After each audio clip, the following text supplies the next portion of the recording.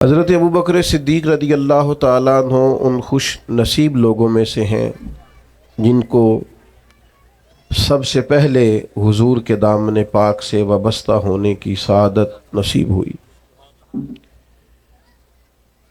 तीन बातें उनके ताल्लुक़ से मैंने आपकी खिदमत में अर्ज़ करनी है। सबसे पहली बात तो ये है कि अल्लाह ताला ने उन्हें इंतहाई मजबूत, ताकतवर और तवाना ईमान अता फरमाया। कुरान मजीद में अल्लाह करीम ने फरमाया वल्लज़ी जा बिस्सिद्क़ि वसद्दक़ा बिही, एक वो शख्सियत जो सच लेके तशरीफ़ लाई और दूसरी वो जिन्होंने उसकी तस्दीक की। उलाइका हुमुल मुत्तक़ून, यही लोग परहेज़गार हैं, यही लोग मुत्तकी हैं। हज़रत मौला अली शेर खुदा कर्रमल्लाहु ताला वजहुल करीम इरशाद फरमाते हैं कि यहाँ सच लेके लाने वाली शख्सियत नबी पाक अलैहिस्सलाम की है और तस्दीक करने वाली ज़ात जनाब अबू बकर सिद्दीक़ की है। हज़रत अबू बकर सिद्दीक़ रदी अल्लाह ताला अन्हु ने फ़ौरन उस सच की तस्दीक की जो हुजूर लेकर के तशरीफ़ लाए। बहुत सारे लोग ऐसे होते हैं जिनके शऊर की आंखें खुल जाती हैं, वो ज़मीर की नहीं खोलते। शऊर तो अबू सुफियान का भी बड़ी जल्दी बेदार हो गया था, लेकिन बड़ी देर के बाद जाके उन्होंने कलमा पढ़ा रदी अल्लाह ताला अन्हु, बड़ी जल्दी पहचान गए चीज़ों को। अबू जहल, अबुल बुख्तरी, उतबा, उतैबा, शैबा, बल्कि अखनस बिन शुरैक से जब अबू जहल ने कोने में जाके पूछा और उसने अबू जहल से पूछा कि तुम्हारी राय क्या है, तो उन्होंने कहा राय तो यही है कि हुजूर जो फरमाते हैं हक और सच है। इसका मतलब है शऊर की आंखें तो खुल गई थी। जब तन्हाइयों में ये कहा करते थे कि करीम की हर बात सच है, तो शऊर तो बेदार हो गया था, लेकिन ज़मीर को दबाए रखा। माशाअल्लाह मुफ्ती साहब भी तशरीफ़ ले आए। ज़मीर को दबाए रखा। हज़रत अबू बकर सिद्दीक़ रदी अल्लाह ताला अन्हु का कमाल ये है कि जब उनके शऊर की आंखें खुली ना कि दीन हक और सच है, फिर उन्होंने किसी और तरफ नहीं देखा, फ़ौरन अपनी ज़मीर की आवाज़ पे लब्बैक कहा और नबी पाक का कलमा पढ़ लिया। ये बड़ी इनफिरादियत है, इसको समझिएगा। बहुत सारे लोगों को शऊरी तौर पर समझ आ जाती है हक और सच क्या है, लेकिन वो बेचारे ज़मीर को दबाए रखते हैं, अपने आप के साथ जंग करते रहते हैं, हक को कबूल नहीं करते। हज़रत सिद्दीक़ अकबर की ज़िंदगी का ये पहला सबक कि जब किसी को पता चल जाए हक फलां चीज़ है, तो फिर कुरान मजीद कहता है वला तलबिसुल हक्क बिल बातिली व तक्तुमुल हक्क व अंतुम तालमून, हक को बातिल से न मिलाओ और जानबूझकर हक न छुपाओ। तुम इल्म रखते हो, जानबूझ के छुपा रहे। तो जब पता चल गया हक क्या है, दुरुस्त क्या है, ठीक क्या है, फिर उसे कबूल किया जाए, फिर तरद्दुद ना किया जाए। हमारे यहाँ बहुत सारे लोग समझते हैं दीन पर ही चलना चाहिए, यही हक है, तो भाई चलते क्यों नहीं? किताब व सुन्नत ही राह निजात है, तो इस पर अमल क्यों नहीं करते? नबी पाक अलैहिस्सलाम का उसवा नूर और सीरत मुक़द्दसा ही सिर्फ और सिर्फ निजात की गारंटी है, तो फिर देर किस बात की? जब शऊर बेदार हो गया है, जब तुम्हें समझ आ गई है, फिर अपने ज़मीर को जगाओ और फौरन दीन को कबूल करो। मैं बड़ी माजरत से अर्ज करूंगा, ढेर सारे लोग हैं जो गिरोह परस्त हैं, हक परस्त नहीं। अपनी जमातों के बुत पालते हैं, तंजीमों के बुत पालते हैं, वो अपने कबीले का बुत पालते हैं, अपने इलाके का बुत पालते हैं, लिसानी और इलाकाई बुनियादों पर तकसीम रहते हैं, हक परस्त नहीं होते, गिरोह परस्त होते हैं। मेरे ग्रुप ने जो कह दिया है वो अगरचे गलत भी है, लेकिन चूंकि मेरे ग्रुप ने कहा है लिहाजा हर हाल में उसे सपोर्ट करना है। ये जुर्रत इंसान में होनी चाहिए कि वो हक को हक कहे, वो सही को सही कहे। ये जुर्रत जनाब सिद्दीक़ अकबर ने पैदा की। اور بڑے دلیر آدمی تھے حضرت صدیق اکبر، جنہیں پوری طرح سارے معاشرے سے لڑنے کا حوصلہ تھا، گھر میں بھی گھر کے باہر بھی۔ اللہ نے بعد میں توفیق دی، ان کی 4 نسلیں صحابی بنی ہیں، لیکن شروع میں یہ اعلان کرنا، ان کے والد سخت ناراض ہوا کرتے تھے بعض چیزوں سے، اور پھر قبیلے سے عوام لوگوں نے تو سمجھ لیا نیکیاں بھی شاید جمہوری ہوتی ہیں، سارے کریں گے تو میں بھی کروں گا، جی فلانا کام کوئی نہیں کر رہا میں کیوں کروں۔ نیکیاں جمہوری نہیں ہوتی، ملک جمہوری ہے، نیکیاں جمہوری نہیں ہوتی، نیکی تو نیکی ہوتی ہے، کوئی کرے نہ کرے ہم نے کرنی ہے۔ تو حضرت صدیق اکبر کا یہ پہلا اعزاز، اس کو سمجھیں کہ انہوں نے دین حق کو قبول کیا، اور نبی پاک علیہ السلام نے اس بات کو بطور اعزاز کے بیان کیا ہے، بطور فضیلت کے، یہ ان کی انفرادیت کے طور پر نبی پاک نے اس کو بیان کیا۔ حضور علیہ الصلوۃ والسلام نے ارشاد فرمایا کہ میں نے جس کے سامنے بھی دین پیش کیا ہے اس نے تردد کیا۔ کچھ لوگوں نے دلیل مانگی، حضور کے پاس دلیلوں کی کمی تو نہیں، سرکار تو خود سراپا دلیل ہے۔ یا ایھا الناس قد جاءکم برہان من ربکم، اے لوگو یہ محبوب تمہارے پاس رب کی دلیل بن کے آئے۔ کریم فرماتے ہیں جس کے سامنے بھی دین پیش کیا اس نے تردد کیا ہے، فرمایا یہ صرف میرے ابو بکر صدیق ہیں، میں نے دین پیش کیا ہے، لیٹ کی کوئی نہیں، فوراً ہی کلمہ پڑھ کے مسلمان ہوگا۔ حق کو فوراً قبول کرنا، اور فوراً حق کی تصدیق کرنا، اور فوراً حق کے سامنے سر کو جھکانا، یہ پہلا سبق ہے جناب صدیق اکبر کی زندگی کا۔ دیٹ نہ کریں، کمزور نہ بنیں، ٹوٹتی بکھرتی رائے والے نہ بنیں، کمزور ارادوں والے نہ بنیں، حق جب نصیب ہو اسے قبول کریں۔ دوسری بات، اسلام یہ کہتا ہے کہ جب تم کلمہ پڑھ لو نا پھر پورے کے پورے دین میں آؤ۔ یا ایھا الذین آمنوا ادخلوا فی السلم کافہ، اے ایمان والو دین میں پورے پورے داخل ہو جاؤ۔ جب دین قبول جو کر لیا ہے، مان جو لیا ہے، تو پھر جتنی باتوں کی دین تعلیم ارشاد فرماتا ہے ان ساری باتوں پر عمل کیا جائے، اپنے آپ کو سراپا نیکی بنایا جائے، سراپا خیر ہو انسان کا وجود، جتنی نیکیاں سوسائٹی میں وہ کر سکتا ہے وہ ساری کرنے کا اس کے اندر جذبہ ہو، شوق ہو۔ ہم کیا کرتے ہیں، نیکیاں کرتے ہیں لیکن خالص دینی کاموں کو بھی دنیا داری بنا لیتے ہیں۔ جنازہ پڑھنا خالص دینی کام ہے، نبی پاک علیہ السلام نے فرمایا ایک مسلمان کا دوسرے مسلمان پر حق ہے، جو حقوق مومن کے مومن پہ ہیں ان میں سے ایک حق جنازہ ہے، لیکن وہ ہم کس لیے جاتے ہیں کہ میرا تعلق بڑا ہے اس کے بیٹے سے، بھائی سے، باپ سے۔ آپ اس تعلق کی بنیاد پر گئے، حالانکہ آپ کو تو کلمے کی بنیاد پر جو تعلق تھا اس بنیاد پر جانا چاہیے۔ ہم نے کیا کیا، دینی کام تھا لیکن اس کو دنیا بنا لیا۔ یہ ہمارا مذہبی سٹیج ہوتا ہے، ظاہر ہے آپ اتنی بڑی تعداد میں لوگ آئے ہیں، آپ کا خیال ہے کہ ایک دیندار آدمی تقریر کرنے آ رہا ہے، لیکن اگر میرے دل میں یہ خواہش ہو کہ بڑے لوگوں میں فیمس ہو جاؤں گا اور ڈھیر سارے لوگ واہ واہ کریں گے اور گھر چاہے کہیں گے کیا بات مولانا نے کیا نقطہ بیان کیا ہے، اگر یہ میرے ذہن میں باتیں آئیں گی تو میں نے دینی کام کو بھی دنیا بنا لیا ہے، ترویج شریعت کے کام کو میں نے ذاتی شہرت کا ذریعہ بنا لیا۔ یہ دینی کام دنیا بن جائے۔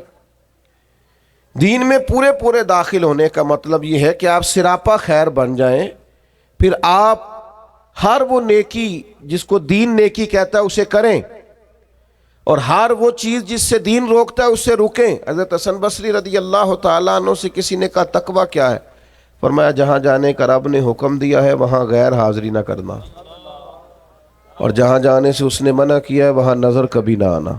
یہ متقی ہونے کی علامت۔ حضرت صدیق اکبر کا آپ سراپا دیکھیے، نبی پاک علیہ السلام نے صحابہ سے فرمایا یہ دیکھیں ہو سکتا ہے معاذ اللہ کسی کے دل میں خیال ہو کہ یہ شاید کوئی معمولی چیزیں ہیں، لیکن یہ تعمیر شخصیت میں اور کردار سازی میں کلیدی حیثیت رکھتی ہیں یہ چیزیں۔ حضور نے صحابہ سے پوچھا، بتاؤ بھئی آج جنازے میں کسی نے شرکت کی ہے؟ تو تمام خاموش تھے۔ جناب صدیق اکبر نے ہاتھ کھڑا کر کے عرض کی، حضور مجھے اللہ نے یہ سعادت عطا کی۔ نبی پاک علیہ السلام نے فرمایا، آج تم میں سے کوئی روزہ دار بھی ہے؟ عرض کی، یا رسول اللہ مجھے اللہ نے توفیق دی ہے۔ صرف حضرت صدیق بولے۔ پھر نبی رحمت صلی اللہ تعالی علیہ وسلم نے پوچھا، آج کسی نے کسی مسکین کو کھانا کھلایا ہے؟ سب خاموش تھے، صرف حضرت صدیق کو آج یہ اعزاز حاصل ہوا۔ ہاتھ کھڑا کر کے عرض کی، یا رسول اللہ مجھے یہ موقع ملا۔ یعنی جس سوال پر سرکار استفسار کرتے، اسی سوال کے جواب میں جناب صدیق اکبر ہاتھ کھڑا کر کے کہتے، یا رسول اللہ مجھے یہ موقع ملا۔ آپ بات کو سمجھیں، جب دین قبول کر لیا پھر سراپا نیکی بن جائے، پھر جو بھی خیر کا کام، حضور علیہ السلام نے فرمایا کسی نیکی کو بھی معمولی نہ سمجھو، کسی نیکی کو بھی معمولی نہ جانو، یہاں تک کہ کچھ نہ ہو سکے تو اپنے بھائی سے مسکرا کے بات ہی کر لو۔ حضرت صدیق اکبر رضی اللہ تعالیٰ عنہ نے دین کے اس فلسفے پر حقیقی طور پر عمل کیا، اور ہر خیر کو، ہر نیکی کو دوڑ دوڑ کے حاصل کیا۔ اسی لیے سرور کائنات علیہ السلام نے فرمایا، قیامت کے دن کچھ روزہ دار ہوں گے، انہیں جنت میں ایک روزے داروں کا دروازہ ہے، وہاں سے آواز دی جائے گی، روزے داروں ادھر آ جاؤ، اس دروازے سے گزرو۔ ایک دروازہ وہ ہے جہاں سے سخی گزریں گے، ایک وہ ہے جہاں سے مجاہد گزریں گے، ایک وہ ہے جہاں سے حاجی اور مکے اور مدینے کے زائر گزریں گے۔ حضرت صدیق نے عرض کی، حضور میں کس دروازے سے گزروں گا؟ فرمایا، ابو بکر سارے دروازے منتظر ہوں گے کہ کبھی ابو بکر یہاں سے گزر جائے نا، کبھی یہاں سے گزر جائے نا، کبھی یہاں سے گزر جائے نا۔ کیوں؟ اس لیے کہ ہر نیکی کو پہنچ کے حاصل کیا، ہر خیر کو پہنچ۔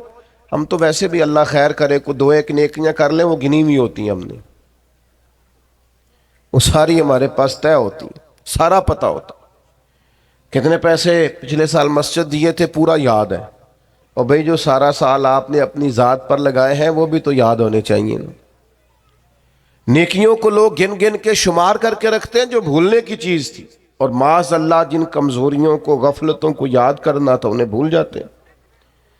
تو حضرت صدیق اکبر سراپا نیکی بن گئے، سراپا کلمہ پڑھا تو ان کا وجود سراپا ایمان تھا، سراپا خیر تھا۔ کوئی بھی ایسا کام نہ کریں جس سے محسوس ہو کہ ہم وقت ضائع کرتے ہیں، ہمیں خیر سے وابستگی نہیں ہے۔ جو نیکی ملے فاستبقوا الخیرات، نیکیوں میں آگے بڑھ جاؤ، کوشش کریں کہ جلدی جلدی اپنے لیے خیر جمع کریں۔ لمحات بکھرتے جا رہے ہیں، وقت اپنا دامن چھڑاتا جا رہا ہے، زندگی سمٹ جاتی ہے، اور ہم دیکھتے ہیں کہ جلدی جلدی سکڑ جاتی ہیں چیزیں، اور انسان کے ہاتھ کچھ بھی نہیں آتا۔ تو کوشش کی جائے ہمیشہ خیر جمع کرنے کی، بڑھ چڑھ کے نیکیاں کرنے کی۔ نبی کریم علیہ السلام نے فرمایا، جنتیوں کی 360 علامتیں، کسی میں ایک بھی پائے جائے تو جنتی ہے۔ آپ کی توجہ ہے میری بات پر؟ کتنی علامتیں؟ کسی میں اللہ کا، ایک دعا مانگنے لگا وہ آمین کہنا ہے، اللہ کرے آپ موبائل کم دیکھیں اور میری بات زیادہ سنیں، آمین تو کہہ دیں، دعا میں تو شامل ہو جاؤ یار، دعا مانگی ہے۔ ان 360 یہ ساری وہی نیکیاں ہیں جو پھیلی ہوئی ہیں، خیر کرنا، پیار کرنا، عبادت کرنا، مخلوق کی خدمت میں مشغول رہنا۔ فرمایا جنتیوں کی 360 علامات ہیں، ایک بھی پائی جائے تو بندہ جنتی ہے۔ حضرت صدیق اکبر کا لہجہ ہمیشہ دھیما رہا ہے، بڑے وزادار تھے۔ فوراً عرض کی، یا رسول اللہ میرے اندر بھی کو پائی جاتی ہے؟ وہ جو 360 نورانی علامات ہیں جنتیوں کی، تو کریم میرے اندر بھی کو پائی جاتی. نبی کریم نے فرمایا آپ کے اندر تو 360 ساری کی ساری پائی جاتی ہیں، ساری. انہوں نے سراپا خیر کیا، سراپا. ہم بھی بڑے مصروف لوگ ہیں. کوئی پوچھے جناب کی کیا پوزیشن ہے، کہتے ہیں بڑا مصروف ہوں. تو اگر پوچھا جائے کتنی دیر مصروف ہے تو کہتے ہیں 6 گھنٹے تو موبائل پہ مصروف ہونا. یہ جو راتیں ہیں نا، لمبی راتیں سردیوں کی، یہ تہجد پڑھنے کے دن تھے. اور یہ چھوٹے دن تھے سردیوں کے، یہ روزے رکھنے کے دن تھے.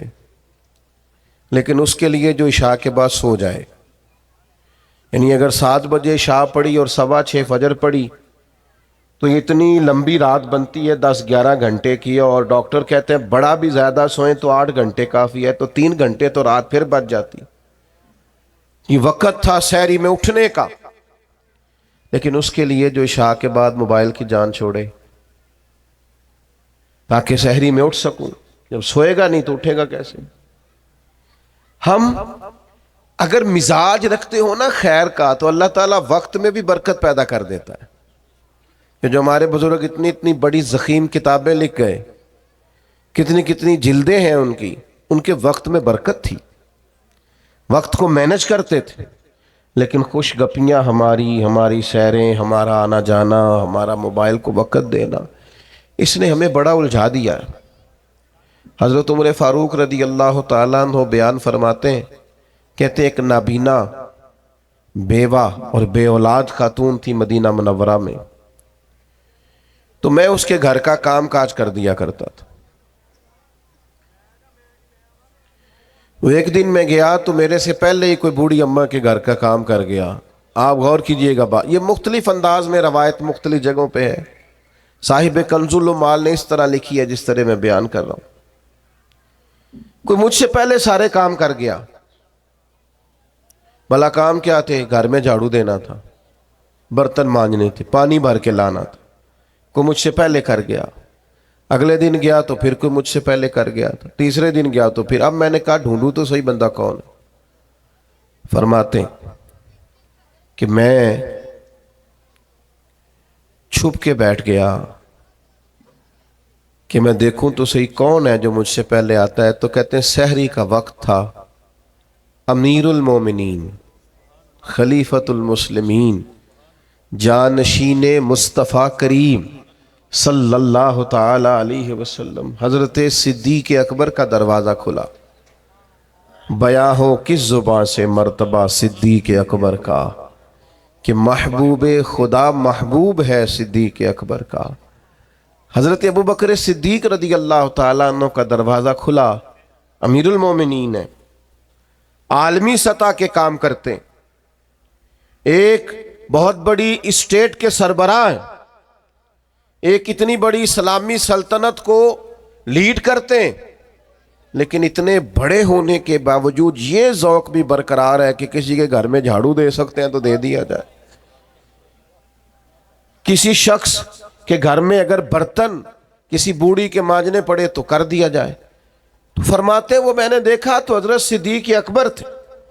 سراپا خیر تھا ان کا وجود، سراپا خدمت تھا. ساری زندگی گزر گئی مذہب پہ بحث کرتے لوگوں کی، اس پر بھی بحث کر لو، اس پر بھی بحث کر لو، اس موضوع پر عمل کب کرنا ہے؟ ساری زندگی ابحاث ہوتی رہیں گی، ساری زندگی صرف یہی مزاج ہوگا کہ دین کا کوئی موضوع ملے چلے علماء کریں گے حقاق حق کے لیے کبھی بات کرنی ہوئی. لیکن عوام کے اندر جو اتنی بحث ہوتی، عمل کب کرنا ہے؟ ساری زندگی صرف ابحاث ہوں گی. بھائیو سنو، حضرت صدیق اکبر نے اپنے آپ کو سراپا خیر بنا لیا.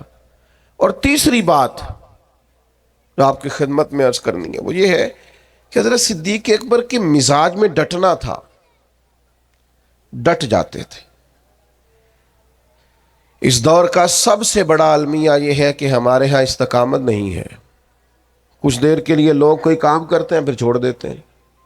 ایک نوجوان مجھ سے کہنے لگا میں بڑے ہی کام کیے ہیں، کسی کام میں بھی کامیاب نہیں ہوا. میں نے کہا بس اسی لیے نہیں ہوئے. بڑے نہ کریں آپ کوئی ایک کریں، اس کو صحیح کر کے کریں. استقامت کے ساتھ کریں، روز کریں، پابندی سے کریں، اس پر محنت کریں، جد و جہد کریں۔ پتھر پہ پانی پڑے متصل تو بے شبہ کھس جائے پتھر کی سیل۔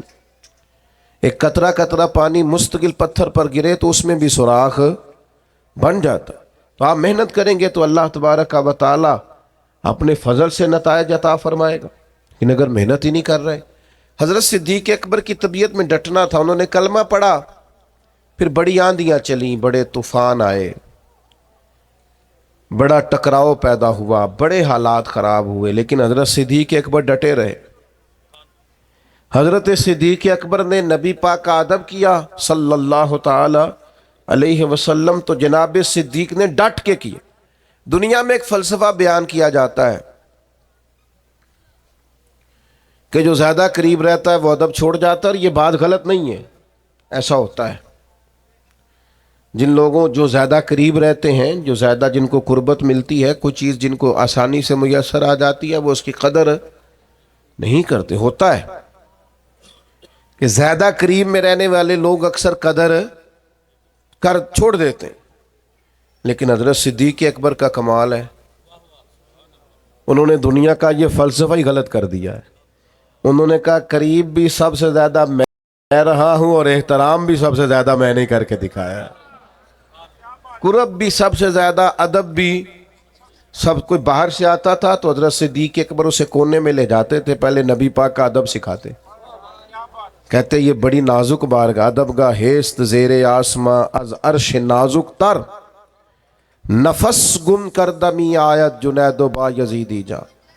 کونے میں لے جاتے اور حضور کا ادب سکھاتے، استقامت کے ساتھ خدمت کی، استقامت کے ساتھ دین پر ڈٹے رہے۔ اور جب نبی پاک صلی اللہ تعالی علیہ وسلم کا وصال ظاہری ہوا تو امت پر بڑا کٹھن وقت تھا۔ کچھ قبائل نے انکار کر دیا معاذ اللہ زکوٰۃ دینے سے، ارتداد کی طرف بڑھنے لگے۔ ایک لشکر سرکار نے روانہ کیا تھا، بعض لوگوں کی رائے ہوئی کہ اس لشکر کو ابھی نہ بھیجا جائے۔ اس وقت جو ڈٹ کر میدان میں کردار ادا کیا ہے وہ سیدنا صدیق اکبر نے کیا۔ میری ایک رائے ہے، میں اکثر کہتا ہوں دوستوں سے کہ یہ جو کامیاب ترین حکومت کی ہے نا حضرت عمر نے، مضبوط ترین خلافت کی ہے، اور بڑا ڈٹ کے انہوں نے کارہائے نمایاں سر انجام دیے، تو اس کے پیچھے بھی کردار سیدنا صدیق اکبر کا ہے۔ انہوں نے فتنوں کا سر کچل کے، اٹھنے والے ہر فتنے کا سر کچل کے ایک مضبوط بنیاد بنا کے سیدنا عمر کو دی تھی۔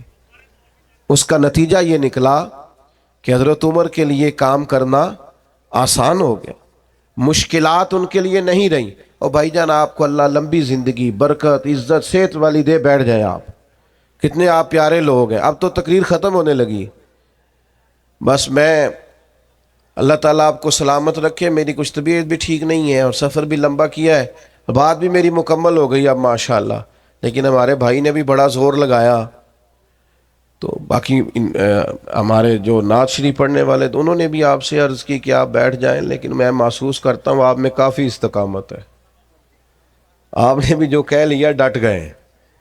اللہ تعالیٰ سب کو جزائے خیر دے، ہم سب کے حال پہ رحم فرمائے۔ اب 2-4 منٹ دے تاکہ بات مکمل ہو سکے۔ حضرت سیدنا صدیق اکبر رضی اللہ تعالی عنہ نے جو استقامت دکھائی، استقامت، فوراً لوگ ہتھیار ڈال دیتے ہیں۔ دین کے معاملے میں ڈٹنا سیکھیں۔ سارے بچے مخالف ہو بھی گئے ہیں تو کوئی حرج نہیں، آپ کھڑے تو ہوں۔ برادری ساری اگر مخالف ہو بھی گئی ہے تو کوئی مسئلہ نہیں، دین کے لیے ڈٹے تو صحیح، آپ سٹینڈ تو لیں۔ اگر آپ ڈٹیں گے تو اللہ مدد کرے گا۔ حضرت عمر رضی اللہ تعالیٰ عنہ نے آن کر کے حضرت صدیق اکبر سے یہ عرض کیا تھا کہ حضور ابھی حالات اور ہیں، آپ کم از کم یہ لشکر ہی نہ بھیجیں، مانعین زکوٰۃ معاذ اللہ منکرین، ان کے خلاف لڑنا ہے، حالات اس طرح کے نہیں ہیں، ذرا بہتری ہو جائے گی۔ تو حضرت ابو بکر صدیق جو اپنے مزاج کے لحاظ سے نرم خو تھے، انہوں نے حضرت عمر سے کہا تمہیں تمہاری ماں روئے، تم مجھے یہ مشورہ دے رہے ہو کہ وہ لشکر روک دوں جسے سرکار نے روانہ کیا ہے؟ فرمانے لگے میں مدینہ منورہ میں اکیلا بھی رہ گیا اور جنگل کے درندے آ کے مجھے نوچنے بھی لگے تو میں تنہا مقابلہ کروں گا، لیکن وہ لشکر ضرور جائے گا جسے مدینے والے محبوب نے روانہ کیا۔ یہ استقامت، یہ ٹھہرنا، ذرا کھڑے ہونا۔ اچھا کئی دفعہ ایسا ہوتا ہے وقتی طور پر حالات موافق نہیں ہوتے، حالات کی نبض دیکھ کر نہیں چلنا چاہیے، کتاب و سنت کا حکم دیکھ کر چلنا چاہیے۔ حالات موافق نہیں ہیں تو کیا ہوا، ہم حق چھوڑ جائیں گے؟ استقامت ایک نعمت ہے۔ سیدہ عائشہ صدیقہ رضی اللہ تعالیٰ عنہ بیان فرماتی ہیں کہ نبی پاک علیہ السلام نے فرمایا اللہ کو وہ عمل زیادہ پسند ہے اگرچہ تھوڑا ہو پر روز ہو، استقامت کے ساتھ، اس کے اندر کسی قسم کی کمی نہ کی جائے، وہ عمل اللہ تبارک و تعالیٰ کو زیادہ محبوب اور زیادہ پسند ہے۔ تو بھائیو ہمیشہ ان تین باتوں پر ضرور عمل کریں۔ ایک تو حق جب مل جائے تو پھر اسے چھوڑنا، قبول کرنا ہے اسے۔ دوسری بات یہ کہ دین جب قبول کر لیا تو پھر دین کی ساری خیر پر عمل کریں، پھر جد و جہد کریں، پھر کوشش کریں کہ جو نیکی ملے اسے جلدی سے کر گزریں۔ ہمارے ہاں بہت سارے کام ہوتے ہیں ہم کر سکتے ہیں لیکن ہم توجہ نہیں کرتے، ہمارا وقت ضائع ہوتا ہے۔ نبی پاک علیہ السلام نے فرمایا صبح جب دن چڑھتا ہے تو دن اعلان کرتا ہے آج آیا ہوں، آج کے بعد نہیں آؤں گا، جو عمل کرنا ہے کر لو، تو خیر کر لیں جتنی ہو سکتی۔ اور تیسری بات اور اہم اور بنیادی اور کلیدی بات یہ کہ دین کے مسئلے میں استقامت دکھائیں، کھڑے ہوں، ڈٹ جائیں۔ آپ حق پر کھڑے ہوں گے تو اللہ مدد فرمائے گا۔ ذرا سی بات ہوتی ہے نا شادی کے موقع پر کہ میں بھائی یہ بینڈ باجا، یہ عورتوں کی مووی، یہ تماشا میں نہیں کرنے دوں گا، اتنی سی جرت بھی لوگ نہیں کرتے، اپنے گھر میں نہیں کر سکتے۔ وہ جو سب کو دین نافذ کرنے کی بات کر رہے ہوتے ہیں وہ اپنے گھر کے اندر اتنا نفاذ نہیں کرا سکتے۔ ویسے کوئی دوست ملنے آئے تو ڈرائنگ روم میں آئے گا، مووی والے کو اجازت ہے، وہ سب بیویوں کے بیچ گھوم رہا ہے، معاذ اللہ۔ ہمیں خیال ہی نہیں آ رہا کہ اتنا بڑا ہم بربادی والا کام کر رہے ہیں۔ پہلے تو کچھ شادیوں پہ جانے کا موقع ملتا تھا تو مردوں عورتوں کے بیچ ایک پردہ لگا دیا جاتا تھا، اب تو چند شادیوں کے بارے میں خبر ملی وہ پردہ بھی اٹھ گیا ہے، اب سب اکٹھے بیٹھتے ہیں۔ اکبر الہ آبادی نے کہا تھا بے پردہ کل نظر آئیں جو چند بیبیاں، تو اکبر زمین میں غیرت قومی سے گڑ گیا، پوچھا جو ان سے بڑھ کے کہ تمہارا پردہ کدھر گیا؟ کہنے لگی وہ عقل پہ مردوں کی پڑ گیا، مردوں کی عقلوں پہ پڑ گیا، ہم اب پردہ نہیں کرتی۔ آخری گزارش میری آپ سب حضرات کی خدمت میں، وہ آپ نے نہایت توجہ سے میری بات کو سننا ہے۔ صحابہ اور اہل بیت کے معاملے میں اپنے آپ کو حساس بنائیں، کسی شخص کی کسی کمزور بات کو کبھی نہ سنیں۔ حضور کے جمیع صحابہ وہ سارے آسمان ہدایت کے ستارے، اور میرے اعلیٰ حضرت فرماتے ہیں نبی پاک کی نسل میں ایک ایک بچہ نور کا ہے، تیری نسل پاک میں ہے بچہ بچہ نور کا، تو ہے عین نور تیرا سب۔ اس کمزوری سے بچیں۔ ہم نے ان کی پیروی کرنی ہے کہ ان پر بحث کرنی ہے؟ ہمیں تو کہا گیا تھا ان کی پیروی کریں۔ آپ نے کبھی دیکھا ہے کہ اسٹوڈنٹ کلاس میں بیٹھے ہوں، ٹیچر پڑھانے کے لیے آئے تو وہ کہے کتابیں کھولیں، تو ٹیچر جواب میں کہے جناب، وہ شاگرد جواب میں کہیں کہ آپ یہ بتائیں کہ آپ کی تعلیم کتنی ہے؟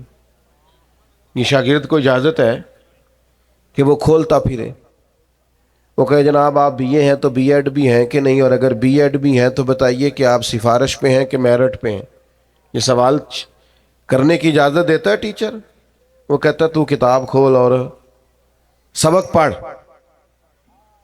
تو سبق پڑھ۔ یہ مجھ سے پوچھیں گے، ہیڈ ماسٹر صاحب پوچھیں، پرنسپل صاحب پوچھیں تو کون ہے؟ تو شاگرد ہے؟ تو بھائی صحابہ کے مشاجرات میں پڑھنے کی اجازت نہیں ہے۔ ہم نے تو ان سے فیض لینا ہے، ہم نے تو سیکھنا ہے، ہم نے تو دیکھنا ہے کہ صداقت سیکھنی ہے تو آؤ دروازہ ابو بکر پر، عدل سیکھنا ہے تو آؤ دروازہ فاروق اعظم پر، شرم و حیا वज़ादारी, हुस्न सीखना है तो आओ ना सैयदना उस्मान गनी की बारगाह में आओ। और अगर डट कर जीना सीखना है, शुजाअत सीखनी है, फ़काहत सीखनी है, इल्म सीखना है, मारिफत सीखनी है, तो आओ सैयदना मौला अली के दरवाजे पर। तो यहाँ से तो पाना है, सीखना है। हम आभास में उलझे हुए हैं और पाकबाज लोगों के बारे में माज़ अल्लाह ताला ऐसे लोगों की बातें सुनते हैं जो लोग हमारे दिलों में वसवसा अंदोज़ी करते हैं। तो मेरे अजीज़ भाइयों, हसास हो जाएं इस मसले में, तकवा के साथ इन लोगों की ज़िंदगी को लें। इतना बड़ा खूबसूरत इज्तिमा अल्लाह अपनी बारगाह में कबूल करे। आखिर दावा यान अल्हम्दुलिल्लाहि रब्बिल आलमीन। सलाम होगा, मुफ्ती साहब दुआ करें।